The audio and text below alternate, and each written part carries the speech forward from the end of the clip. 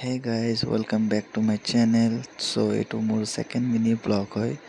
তো আজি আমি গৈ আছো ঢেকিয়াজুলিতো লামডিং ঘূৰিবলৈ। তাতে বছৰত এবাৰ বহুত ডাঙৰকৈ এটা পূজা হয়।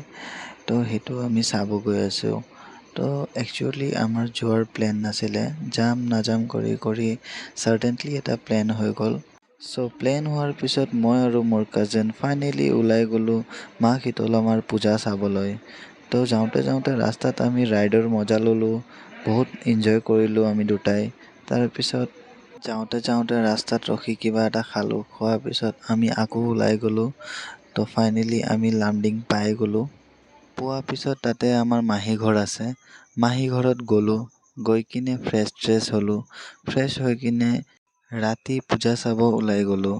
তো এইটো এণ্ট্ৰি গেট চাব পাৰে, তাতে সোমাই কিনে আমি প্ৰথমতে মা শীতলামাক পালোঁ। চাব পাৰে ইয়াতে ইমান ভিৰ, বহুত মানুহ আহিছে।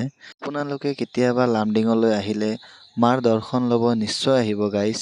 এইটো চাব পাৰে মা শীতলামা। তো আমি অকণ মেলা ঘূৰিলোঁ। মেলা ঘূৰি মন্দিৰত ঢাক বজাই আছিলে।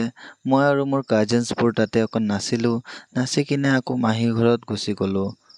থেংক ইউ গাইজ, আকৌ লগ পাম নেক্সট ভিডিঅ'ত। তেতিয়ালৈকে টেক কেয়াৰ, বাই বাই। কমেণ্টত জনাব মা শীতলাক কেনেকুৱা লাগিছে।